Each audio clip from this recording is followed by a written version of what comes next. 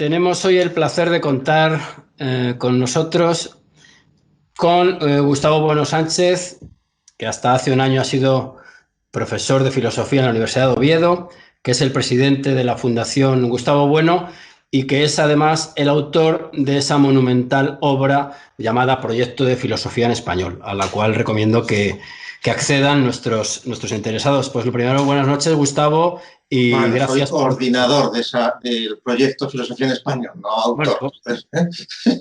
muy Buenas coordinado, noches. muy Buenas coordinado. noches. Gran trabajador de esa magna obra. Bueno, pues yo creo que el programa de hoy tiene el mayor interés porque vamos a abordar pues, un asunto que tiene mucha actualidad, habida cuenta del debate o del intercambio de pareceres, por ser suaves, que tuvieron Cayetano Álvarez de Toledo y Pablo Iglesias Turrión recientemente en el Congreso de los Diputados, en el cual pues se tiraron ciertas acusaciones a la cabeza, entre ellas la de terrorismo y la de aristócrata, que parece ser que es una acusación, y afloró una vez más el pasado frapero, esa es la palabra empleada por Pablo Iglesias, de su padre Francisco Javier, y un pasado del que él presumía en las redes antes de acceder a los más distinguidos salones de la partitocracia española. Entonces, creo que es pertinente bueno, lanzar unas mínimas notas acerca de esa organización que por lo visto todavía existe, al menos en su manifestación política, el PCML. Entonces, lo primero que me gustaría que nos contaras un poco o que nos describieras un poco acerca de la personalidad de alguien que atraviesa todo este periplo que llega hasta el FRAP, como es la figura de Julio Álvarez del Vallo. ¿Qué podrías decirnos al respecto, Gustavo? Bueno, vamos a ver. Julio Álvarez del Vallo es un personaje que sí que tuvo que ver con el FRAP y con el PCML, por supuesto. Y que seguramente la calificación de Julio Álvarez del Vallo tiene que ser casi de un terreno psicológico, psiquiátrico, que decir, era pues un loco, un tío, un exaltado, pues como tantos de los que se dedican a cuestiones religiosas o políticas, y en el caso de Julio Álvarez del Vallo, pues su trayectoria y su evolución tuvo de todo, claro, cuñado o concuñado de Araquistáin, pues estaban casados con las hermanas suizas. Él pasó por el PSOE, por el trotskismo, fundaron la editorial España. Luego, durante la República, fue ministro de la República en México y el PSOE tuvo el buen gusto de expulsarle del PSOE, a la vez que expulsaron como a 70 militantes encabezados por Negrín a principios de los años, en el contexto del final de la Guerra Mundial, ¿no? Álvarez del Vallo se retiró a vivir tranquilamente en Ginebra y sin parar de hacer actividades, pero ya no se sabe, ya no es tan sencillo saber al servicio de quién. Porque claro, él mantuvo todos sus contactos. Él había vivido antes de ir a Ginebra, en Estados Unidos, mucho tiempo, y Álvarez del Vallo pues estaba al servicio de quienes querían complicar la evolución política que en España se estaba haciendo en los años 60. Y fundamentalmente pues al servicio de potencias, seguramente de Estados Unidos, es lo más sencillo de entender, pero obviamente no hay que atribuir ninguna responsabilidad a los Estados Unidos, es decir, sino a la personalidad psicótica y descarriada del propio personaje, que de hecho pues montó el Movimiento de Liberación Nacional Español, luego el Partido Comunista de España marxista-leninista. Después de la ruptura del 61 de la Unión Soviética con China, cuando en su anticomunismo, digamos, en su antisovietismo, porque tampoco se puede decir que fuera anti-stalinismo, porque Stalin ya no existía y el proceso de desestalinización ya había terminado en el año 62. Es decir, en buena medida la ruptura de Corea, la ruptura de Hoxha y la ruptura de los chinos con la Unión Soviética tuvo que ver con el final del proceso de la desestalinización. Con lo cual, un personaje veleta como Álvarez del Valle, que se decidan intentar acercarse a China o a Albania era el cómo poder hacer más daño a la Unión Soviética, que era el enemigo común de todos los fondos de reptiles que estaban engrasando esas maquinarias, particularmente en Ginebra, que es decir, bien por vías socialdemócratas, bien por vías de servicios de inteligencia de norteamericanos y de otras potencias emergentes o europeas, que es decir, Francia y la Alemania, que quería labrarse un camino en plena Guerra Fría. Y entonces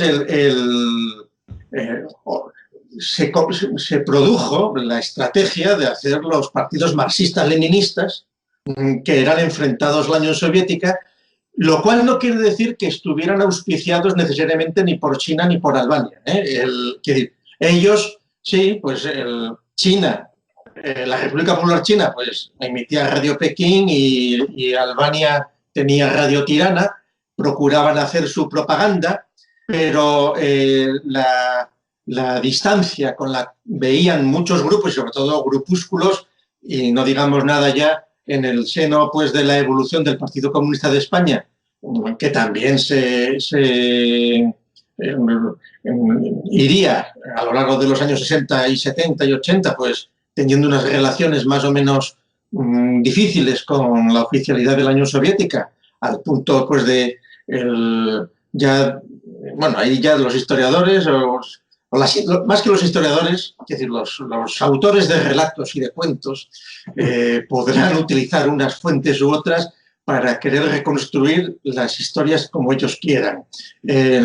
Pero es muy probable que el partido de Carrillo, en efecto, ya estuviera muy trufado por intereses antisoviéticos desde muy pronto. Desde muy pronto. Al margen de que luego algunas microfracciones que se produjeron o rupturas pues, que tienen que ver con esta historia, pues como la de Claudín y de Federico Sánchez, que teóricamente eran por la izquierda, luego todos acabaron en el PSOE. Bueno, también acabó en el PSOE Carrillo décadas después, ¿no? Y entonces la situación es mucho más confusa de lo que una visión puramente maniquea, como las que se utilizan ahora, es decir, fascistas, comunistas, antifranquistas, demócratas, estupideces absolutas que impiden entender la naturaleza de las cosas. Pues en ese contexto, el tal Álvarez del Valle en Suiza no solo capitanea el Partido Comunista de España marxista-leninista, que se presenta como una escisión del PC, lo cual habría que precisar a qué llamamos escisión, porque propiamente no es una escisión. Es decir, que unos militantes, no hay que olvidar que el Partido Comunista de España en los años 60 está organizado en células y donde la clandestinidad, los nombres ocultos, la infiltración policial es muy grande. A este respecto, para romper maniqueísmos, nada mejor que leer, que nos que escuche y tenga interés en estas cosas, se lea un libro que se llama Clandestinos, que publicó Pentalfa hace un montón de tiempo, y que en la página helicom.es, si buscan clandestinos, y el autor es José Ramón Gómez Fouz, Clandestinos es la historia de la clandestinidad en Asturias, fundamentalmente. Claro, el partido por antonomasia era el Partido Comunista. Y entonces José Ramón Gómez Fouz, que no es historiador profesional, lo cual es una garantía en los tiempos de putrefacción gremial dentro del gremio de los cuentistas. Pues Fouts, que ha sido un empresario del sector del metal durante toda su vida, pero que fundamentalmente ha sido conocido por haber sido campeón de Europa de boxeo y campeón de España de boxeo. Así es. Fouts, que por otra parte es hijo del cuerpo de la Policía Nacional y que tuvo ocasión de vivir en el cuartel de la Policía Nacional de Oviedo, pues toda la transición que tuvo que soportar la Policía Nacional, todas las mentiras, todas las reconstrucciones, todos los engaños de supuestos perseguidos de última hora del régimen franquista, etcétera, etcétera, pues Fouts, interesado internamente por ver qué había sucedido, dotado de una memoria prodigiosa y de un don de gentes grande, por haber sido campeón de boxeo, hablaba con todos, todo el mundo le contaba todas las cosas, pues él fue preguntando, hablando, claro, no fue como historiador con un magnetofón en mano a interrogar, con lo cual ya el sujeto informador comienza a contar su relato, sino que fue pillando información por aquí y por allá y concretamente a Fouts nosotros le conocimos cuando vino aquí a Niembro una vez, hace, no sé, 25 años o lo que fuera, a preguntarle a Bueno si él había asistido en el año 63 a una reunión en un piso con un tal Carlos enviado por el Partido Comunista desde París, sí, en la avenida de General Elorza de Oviedo.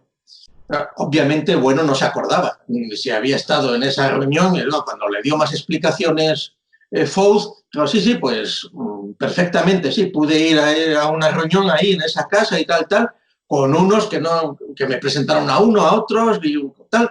Y entonces Fouts le dijo, bien, solo quería saber eso. ¿Y por qué no? Pues porque ese tal Carlos que vino como tal, pues era confidente de la policía, ¿no? En aquel momento. Sí.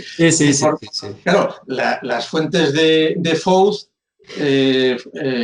fundamentalmente fueron Claudio Ramos, tejedor, que era el jefe superior de policía en Oviedo, que fue el que también le habló pues, de uno de los últimos confidentes que tuvo la policía, importantes, pues que era un sindicalista famoso de tradición anarquista, pero que luego lo captó, ya en plena transición, lo captaron para ser el dirigente del Sindicato Obrero de Mineros de Asturias, del SOMA-UGT, del Sindicato de la Minería tradicional socialista. Le eligieron fundamentalmente sectores alemanes y le ayudaron a auparle a la Secretaría General, en la cual ha sido, pues, José Ángel Fernández Villa ha sido el cacique sindical de Asturias durante más de 30 años, hasta que cayó en desgracia porque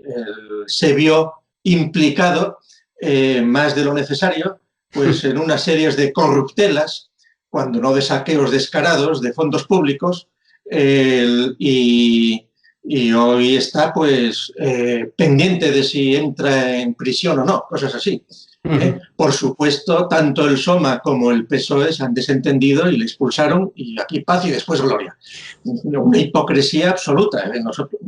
El que tenga más interés puede fisgar por Google y hay un vídeo un teatro crítico en el cual Fouts y yo mismo, en plena campaña contra Villa, le defendemos, porque por la misma razón se podría decir que Villa contribuyó a traer la democracia a España. Claro. Entonces era un demócrata tremendo y, oye, que cuando un ministro del PP toleró que se lavaran fondos no declarados, pues cometiera el error de ir con unas bolsas de basura al banco con $500.000 euros o no sé cuánto que tenía en casa en líquido, y entonces allí efectivamente no le pusieron sanción, pero sí que le preguntaron de dónde lo había sacado. Y entonces ahí se montó todo el follón. Bueno, pues en ese contexto, en el contexto de lo que cuenta Fouts, del grado de penetración de los servicios de información, del Estado, pero también de la Iglesia Católica y todas las estrategias católicas de la Guerra Fría frente al comunismo y para intentar abrirse un hueco en la España sin Franco. Pues en este contexto, y de forma ya muy tardía, obviamente en alguna literatura cercana al PCML y al FRAP se suelen acortar los plazos, y muchos historiadores basura de estos que hemos dicho suelen acortar los plazos como que el Partido Comunista de España hubiera iniciado la política de reconciliación nacional después de la ruptura del PECUS con China y a principios de los 60. No, eso viene del año 53, 54, es muy temprano.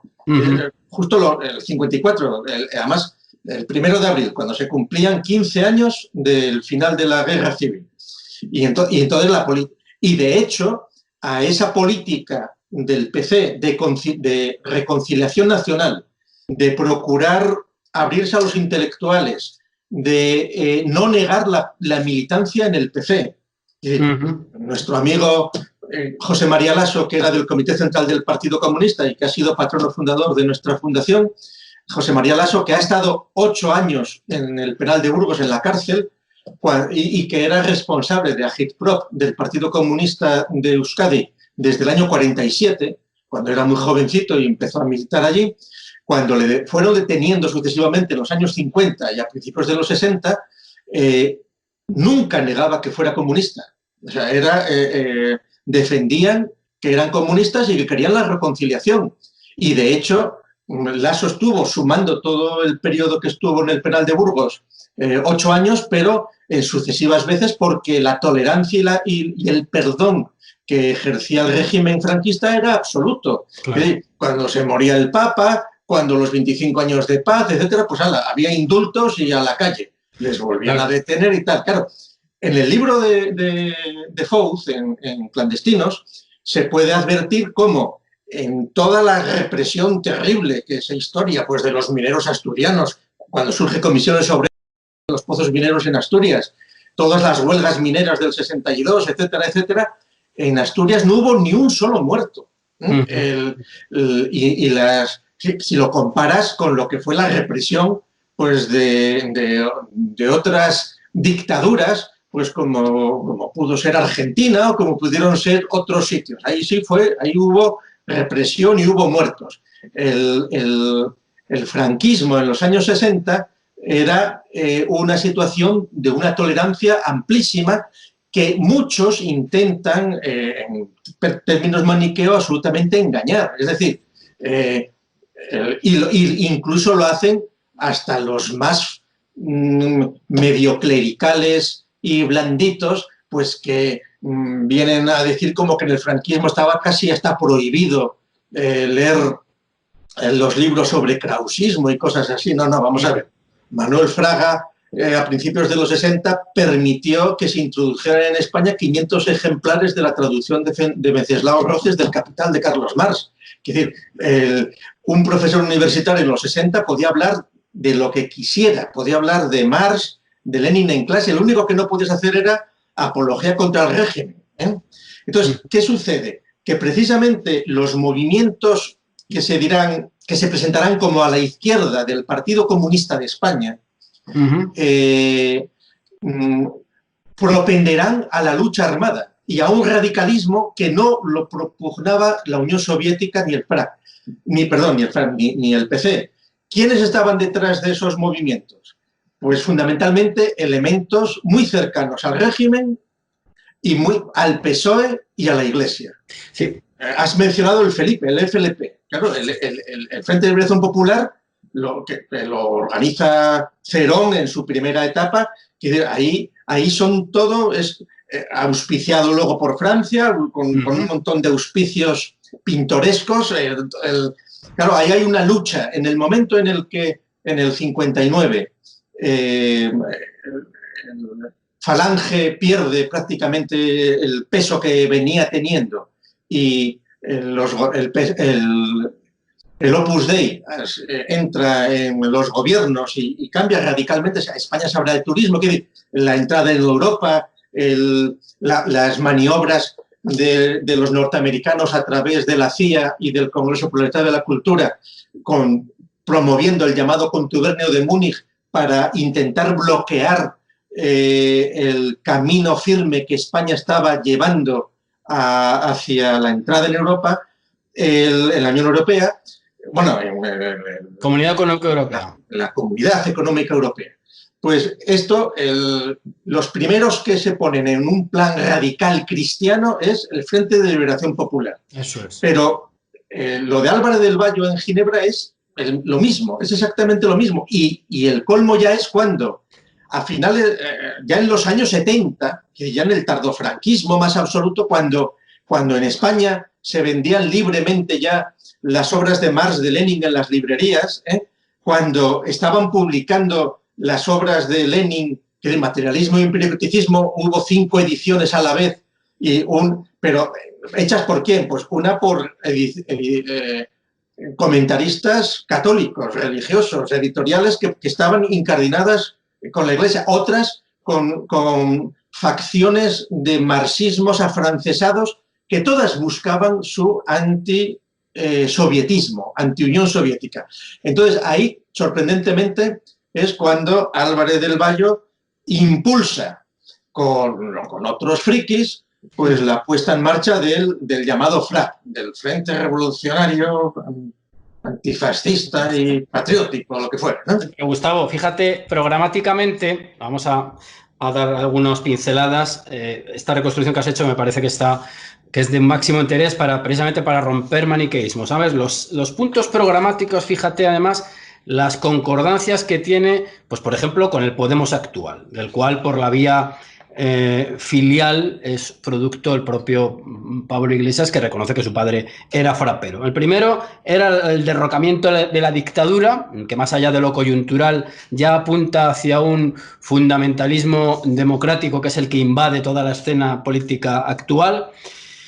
El segundo, a mí me parece que es fundamental en relación a la idea de nación y a la articulación del Estado que tenían ellos, que tenía el FRAP y que tiene Podemos y que tiene muchos otros partidos del panorama político español, que es la instauración de una república, así decían ellos, popular, federativa, con libertades democráticas para el pueblo y derechos para las minorías nacionales. Ahí es evidente, me parece a mí que es evidente que se están abriendo precisamente a todos estos procesos llamados que bajo la excusa del derecho a decidir son puramente secesionistas y plenamente delictivos, por lo que tiene de robo de parte de la capa basal o de parte del territorio de todos los españoles. Ese sería el segundo punto que me parece que abre la vía a estos procesos mal llamados de autodeterminación.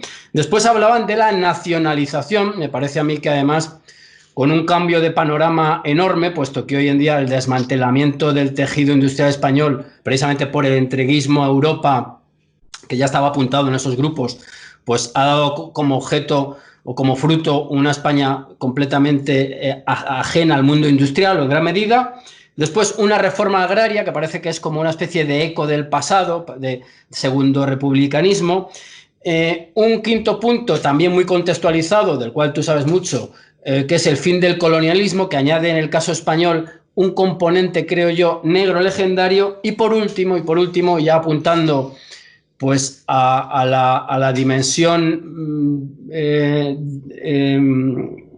delictiva y criminal que tuvo el FRAP, puesto que dejó un rastro de cadáveres, que es la constitución de un ejército al servicio del pueblo. No olvidemos además, un momento, no olvidemos que Iglesias hace unos años hablaba de que había que armar al pueblo. Es decir, ¿tú no ves ahí una serie de reflejos? No, vamos a ver, los reflejos son absolutos, las líneas ideológicas son muy parecidas. No hay que olvidar una cosa. Habíamos dicho hace un momento que en el año 44, creo que fue, el PSOE expulsa a Negrín y expulsa a Álvarez del Valle del PSOE. Que luego lo recupera. Sorprendentemente, en 2008 sí. El nefasto Zapatero ya muertos todos estos, volvió a incorporarlos y literalmente Zapatero, el PSOE de Zapatero literalmente asumió retrospectivamente todas las acciones de los que volvía a considerar sus militantes, incluido Álvarez del Valle. Es decir, eso es. El PSOE del año 2008 asumió el FRAP y asumió el PCML y asumió los muertos que hizo el FRAP. Otra cuestión de matices, si al FRAP se le puede llamar terrorista. Claro, todo esto depende de la elasticidad que le demos a los términos. En tiempos de simplificación absurda como la que estamos ahora, donde se utiliza la dicotomía maniquea, comunismo-fascismo, que es una cosa totalmente empobrecedora y absurda, pero o no derechas, izquierdas, como si fueran cosas monolíticas. Pues claro, entonces, todo el que sea violento es terrorista. No, vamos a ver. El FRAP era un ejército del pueblo. El FRAP no firmaba sus acciones. Y el FRAP hubiera sido terrorista si España se hubiera aterrorizado ante esos gilipollas. Porque, claro, como ejército y como movimiento revolucionario fueron una basura. Lo único que fueron capaces de hacer fue, aquel nefasto 1 de mayo en el que se estrenaron, matar a cuchilladas a un chaval recién salido de la academia, y después matar siempre a unos números, que es decir, la cosa más contradictoria al ejército popular.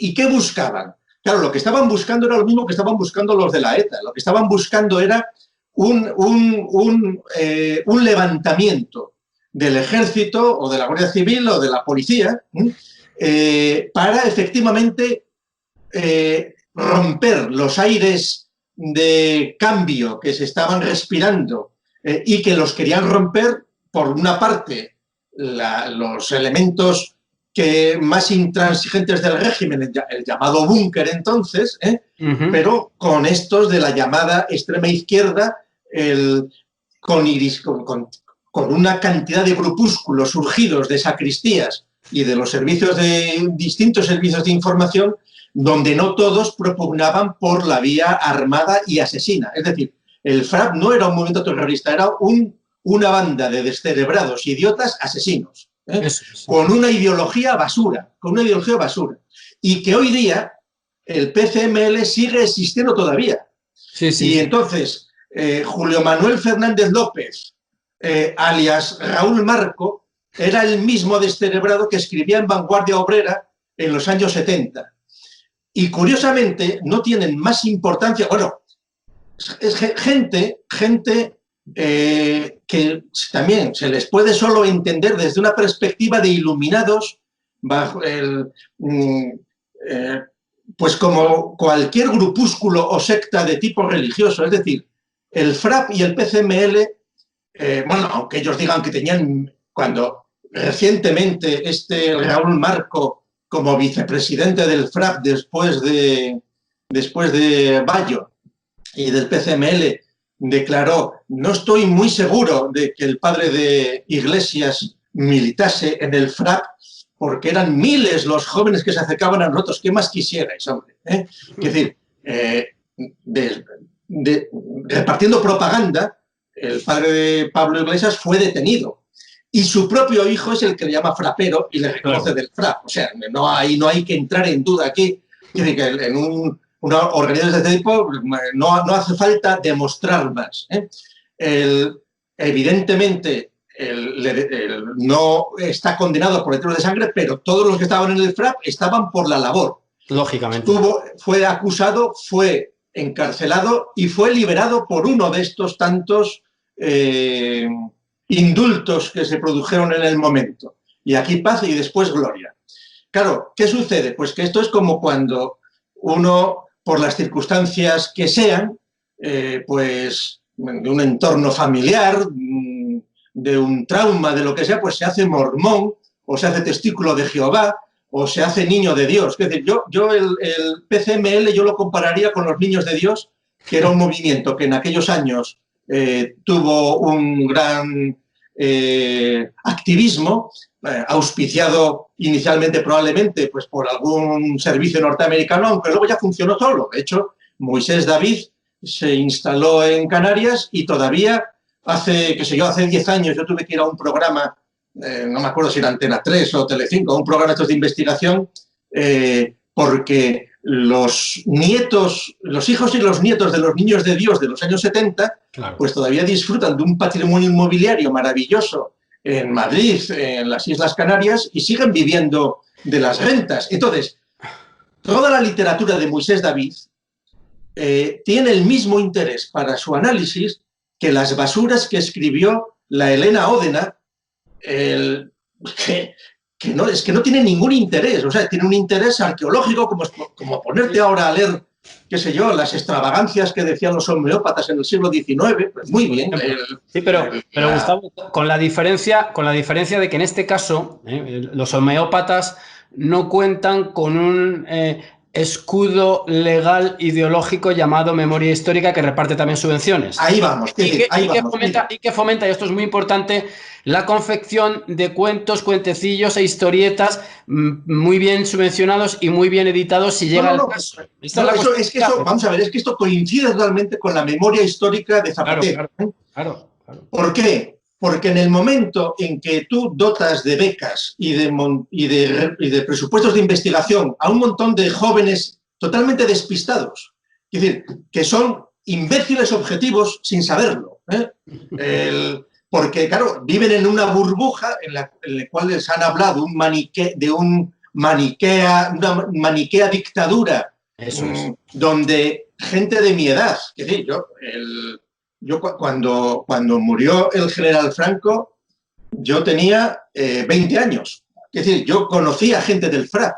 Yo viví perfectamente, tengo memoria biográfica de los del FRAP, cosa que no tiene, obviamente, Pablo Manuel Iglesias Turrión, quiere decir que es ya posfranquista. Y yo recuerdo perfectamente, mira, es más, los primeros papeles que yo tuve en mi panfletoteca del PCML y del FRAP me los pasó mi amigo Antonio Masip, que se los metían en su buzón. Con el que estuviste en Argel. De aquella, Antonio Masip dirigía la Asociación de Amigos del Sáhara, yo me encargaba de la Asociación de Amigos del Sáhara en Asturias, cuando murió Sayed Luley el Wali, pues tiramos panfletos en el año 74, y en el año 76 yo fui con un grupo de 4 socialdemócratas, pues que era Antonio Masip, que era Emilio Menéndez del Valle, que era, pues, bueno, otro, no me acuerdo, Fernando, un catedrático luego de Derecho Internacional. Y yo era 10 años más joven que ellos. Fuimos invitados por el Frente Polisario a asistir a la Conferencia Internacional de los Derechos de los Pueblos el 4 de julio del 76 en Argel, donde se firmó la Declaración Universal de los Derechos de los Pueblos.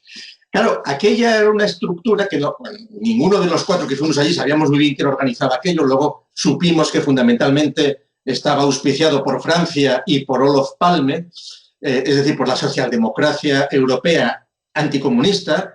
Y entonces allí sí que no había ningún grupo terrorista. Allí no estaba ni la IRA, ni la ETA, ni el IRA, etcétera, etcétera. Se medía muy bien.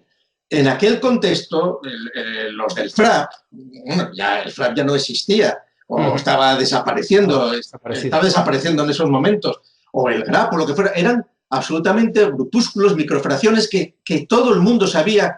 El PC a todos decía que estaban movidos por la CIA, pues hombre, tampoco era todos por la CIA, porque en algunos casos pues eran por otros intereses y con estructuras que una vez puestas en marcha luego funcionan solas. Es decir, no creo que hoy día, no lo sé, el PCML de hoy, de alias Raúl Marco de hoy, que sigue escribiendo como hace 40 años, pues esté al servicio de alguna potencia extranjera. Sí que tendrán alguna subvención de la memoria histórica, que es la que ha ayudado a que haya montones de profesores, de grupos de investigación, de departamentos de historia contemporánea, que se dedican a contar unas milongas tremendas. Y, por ejemplo, la Universidad de Alicante gasta recursos públicos en publicar la Vanguardia Obrera a partir del ejemplar de alias Raúl Marco, que antes de pasar a la digitalización ha procurado poner en todos los artículos anónimos R. Marco para que se sepa que lo escribió él.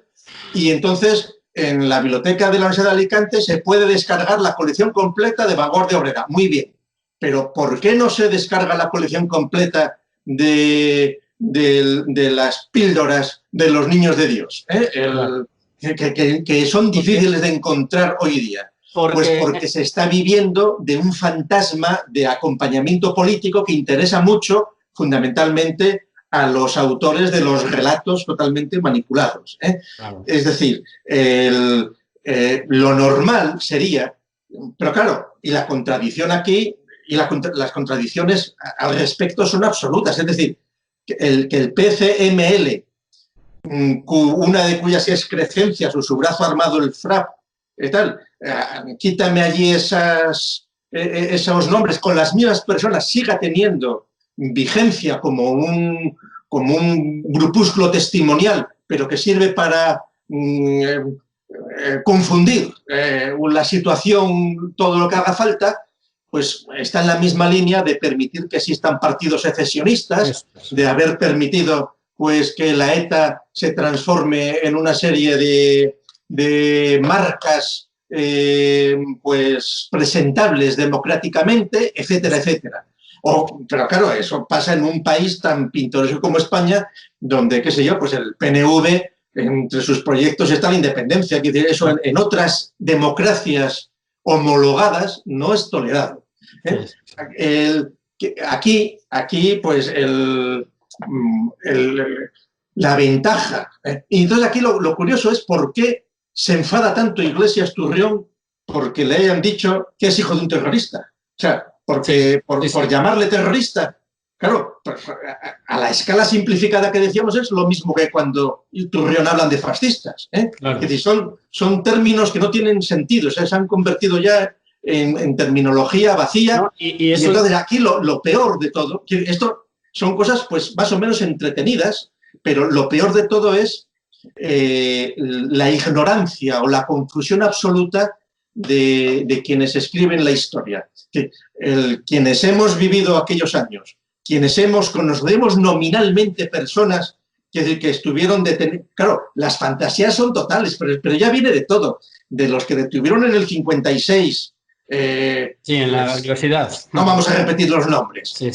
Que han vivido toda su vida de que estuvieron en las cárceles del franquismo. No, hombre, por favor. Es decir, de aquella detuvieron a socialdemócratas, sobre todo eran burgueses que estaban ahí picoteando por un lado y por otro, más o menos por esnovismo, pero también falangistas, etcétera, etcétera. Normalmente nunca se les cita, pero... O sea, que no se les cita, los falangistas. No se les cita, y los otros les sirve para crearse todo un paripé cuando absolutamente todo... Y yo creo que, mira, que con estos microgrupos, sectas o grupúsculos, lo que funciona muchísimo es el narcisismo. Sí. Es decir, todavía no ha sido el Partido Comunista, lo van a hacer ellos, todavía la revolución pendiente, etcétera. Mira, hay un personaje, yo le he saludado un par de veces, que tiene el mayor interés porque vivió todo aquello, fue miembro del PCML, abandonó el PCML antes del FRAP,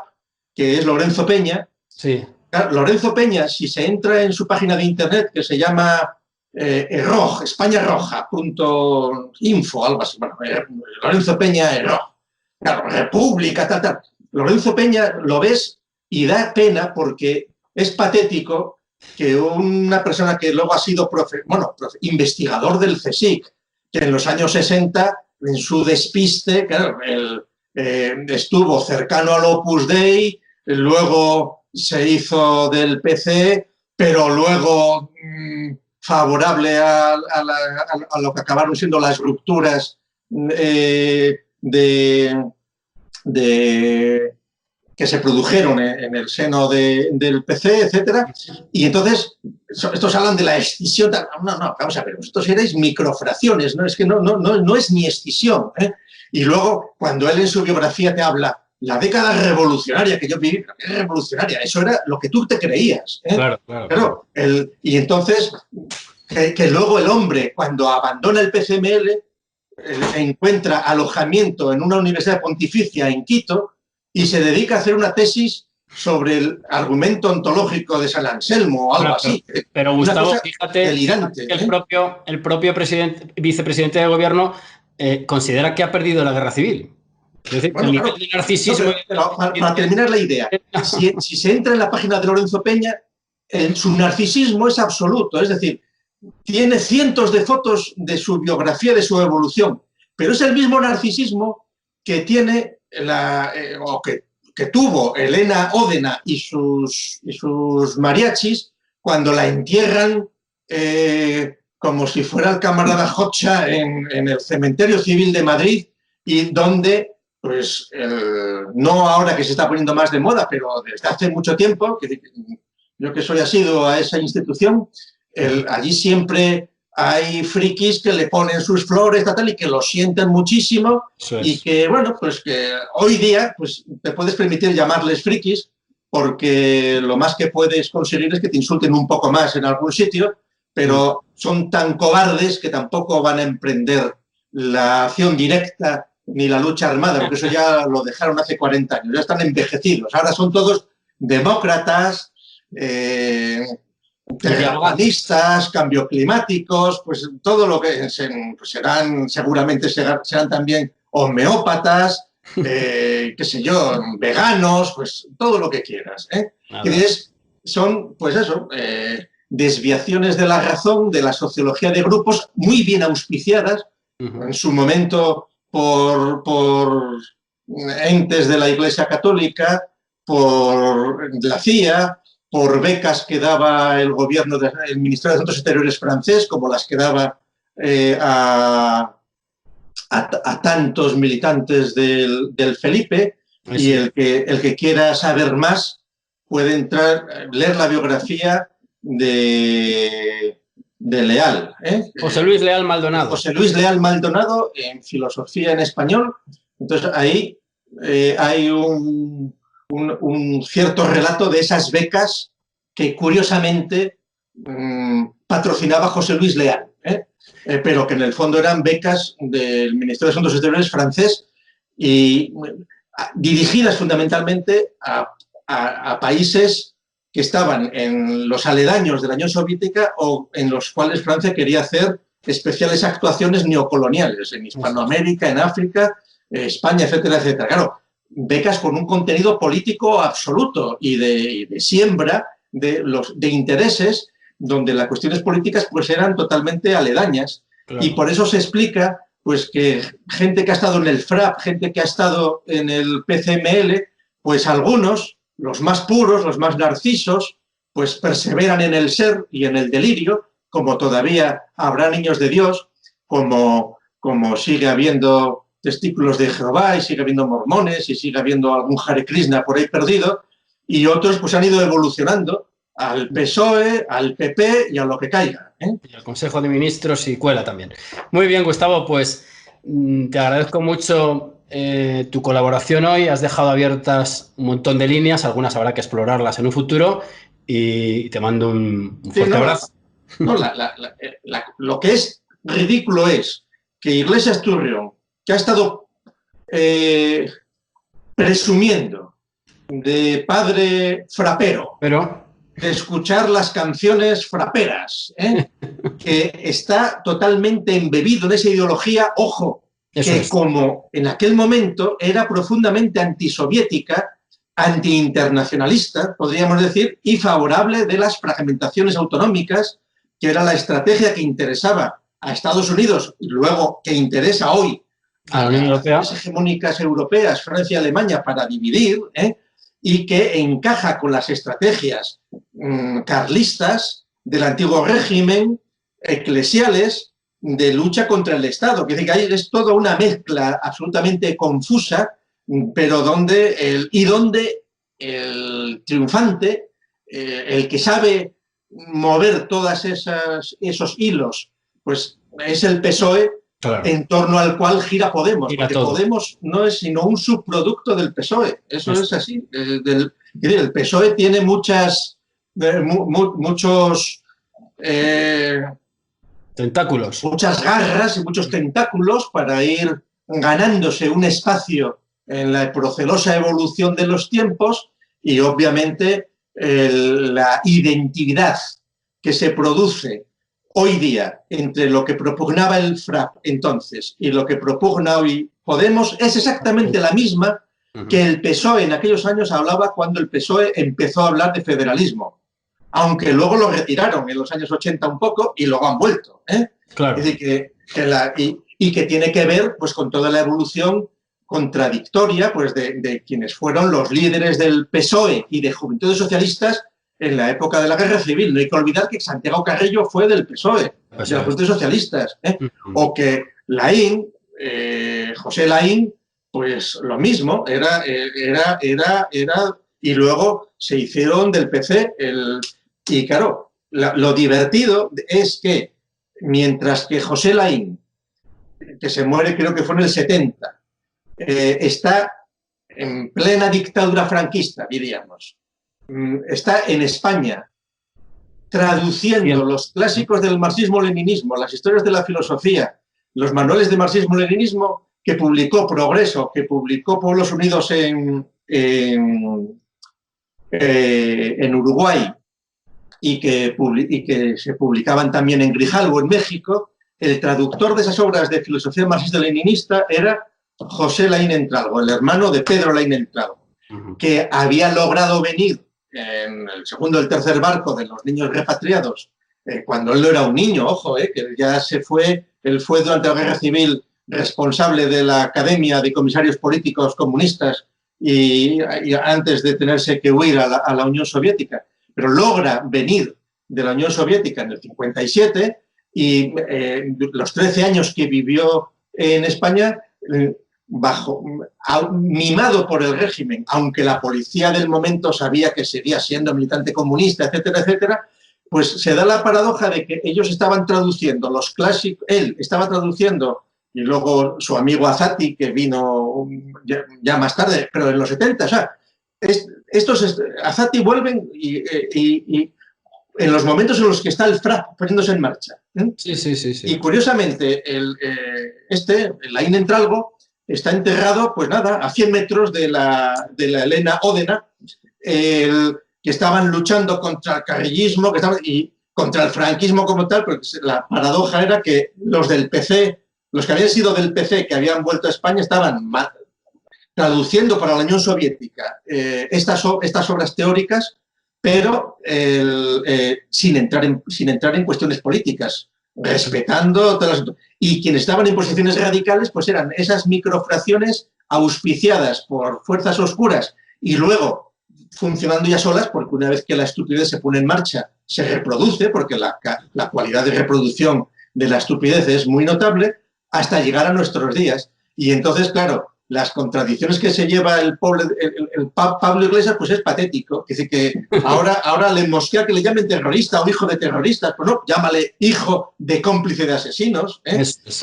o hijo simplemente de un chaval despistado.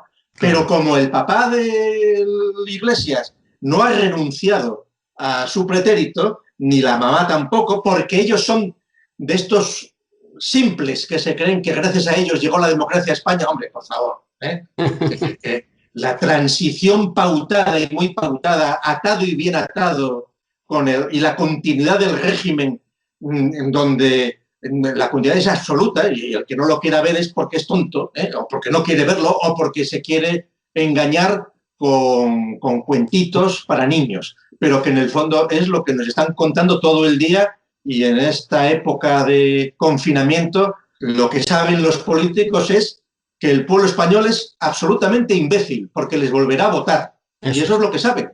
Muy bien, Gustavo. Pues te agradezco esta participación tuya y te emplazo a uno de nuestros habituales paseos por el Cementerio Civil de Madrid. Te mando un fuerte. Muy bien. Cuídate. Gracias.